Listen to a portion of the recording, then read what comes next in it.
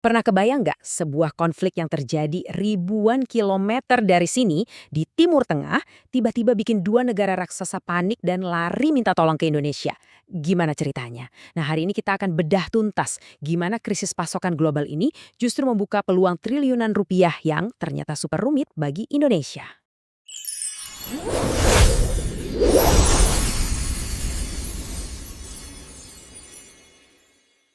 Oke, supaya kita ngerti gambaran besarnya, kita harus lihat dulu satu titik krusial di peta dunia. Satu jalur perairan yang sempit banget, tapi kalau sampai terganggu, efeknya bisa bikin guncangan ke seluruh planet. Nah, pusat dari semua ini tuh ada di sini, Selat Hormuz.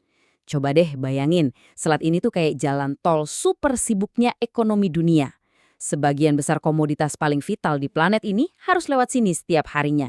Nah, ini bagian yang paling menarik. Biasanya kan kita dengernya soal minyak sama gas ya, tapi coba deh lihat data ini. Justru gangguan di pasokan pupuk urea 35% loh dari total pasokan dunia yang sekarang ini bikin semua negara besar rebutan. Terus, gimana ceritanya konflik di satu wilayah bisa ngancam isi piring kita di rumah? Nah, ini semua karena ada efek domino. Ada 4 langkah yang saling berkaitan dan kita akan lihat satu persatu. Nah, di sini kelihatan jelas banget rantainya. Konflik ngeganggu pasokan gas alam. Padahal gas itu bahan baku utama buat bikin pupuk urea. Kalau pupuknya kurang, ya produksi pangan dunia jadi seret. Ujung-ujungnya ketahanan pangan global yang jadi taruhan. Dan apa dampak langsungnya? Ya udah, klasik banget. Hukum penawaran dan permintaan langsung bekerja. Begitu sepertiga pasokan urea dunia terancam, harganya langsung boom, meroket lebih dari 50%. Dan ini cuma dalam waktu sebulan loh. Oke, sekarang kita lihat siapa sih yang paling kelimpungan gara-gara krisis ini. Ada dua negara besar yang sekarang lagi mati-matian cari pemasok baru. Yang pertama, kita ke India dulu.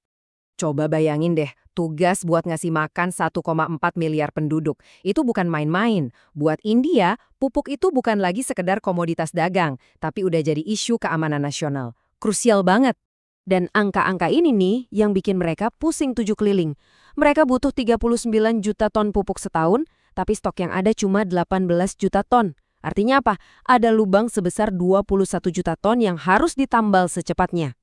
Dan kenapa ini penting banget buat mereka? Coba lihat perbandingannya. Ekonomi India itu bergantung banget sama pertanian, sampai 16% dari PDB-nya. Jauh di atas rata-rata global. Belum lagi, sektor ini menyerap hampir setengah tenaga kerja di sana. Sementara itu, di sisi lain dunia, petani di Australia juga lagi kena musibah. Mereka ini kena krisis ganda. Udah harga bahan bakar buat traktor mahal, pupuknya juga langka. Dan sialnya, ini kejadian pas banget di musim tanam. Terus, apa urusannya sama kita? Kenapa kita mesti peduli sama masalah petani Australia? Nah, ini dia jawabannya. Hampir 70% daging sapi impor kita itu datangnya dari sana. Jadi, kalau pertanian mereka goyang, ya bisa-bisa pasokan daging di piring kita juga ikut goyang. Oke, jadi situasinya gini. Produsen-produsen besar lagi kesulitan, sementara negara-negara konsumen lagi putus asa. Di tengah-tengah kekacauan ini, tiba-tiba Indonesia muncul di posisi yang sangat menguntungkan. Powerful banget. Ternyata produksi pupuk dalam negeri kita itu kuat banget. Saking kuatnya, tahun ini kita punya surplus sekitar 2 juta ton urea yang siap diekspor. Dan dengan harga pasar internasional yang lagi gila-gilaan kayak sekarang, 2 juta ton ini jadi, ya ampun, berharga banget. Kalau kita hitung-hitung nih, potensi pendapatannya bisa mencapai 25 triliun rupiah. Wow, itu angka yang luar biasa besar, bisa ngebantu banget anggaran negara kita. Tapi, ternyata ini nggak sesederhana jual dan dapat uang. Keputusan ini justru menempatkan Indonesia di tengah-tengah dilema yang super rumit, dengan pertaruhan ekonomi dan diplomasi yang nggak main-main. Oke, mari kita coba bedah opsinya satu persatu. Pilihan pertama, ekspor ke India. Plusnya, kita dapat duit 25 triliun dan hubungan sama negara BRICS makin kuat. Minusnya, neraca dagang kita sama mereka bisa makin jomplang. Pilihan kedua, ekspor ke Australia. Ini bisa ngamanin pasokan daging sapi kita, tapi duitnya nggak sebesar kalau jual ke India. Pilihan ketiga, tahan aja stoknya. Ini paling aman buat dalam negeri, tapi ya kita bisa aja kehilangan kesempatan emas ini kalau tiba-tiba konflik meredah dan harga anjlok. Jadi tantangannya kalau kita berurusan sama India itu gini, semakin banyak kita jual ke mereka, mereka bisa jadi makin menekan kita. Kalian juga harus beli barang kami dong, biar seimbang. Nah, ini bisa jadi masalah ekonomi baru lagi buat kita.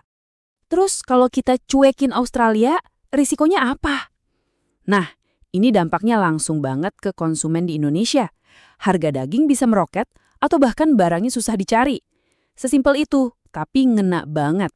Nah, jadi disinilah kita berada, di persimpangan jalan antara cuan, diplomasi, atau keamanan pangan dalam negeri. Tiga-tiganya penting. Ini pilihan yang rumit. Gak ada jawaban yang 100% benar.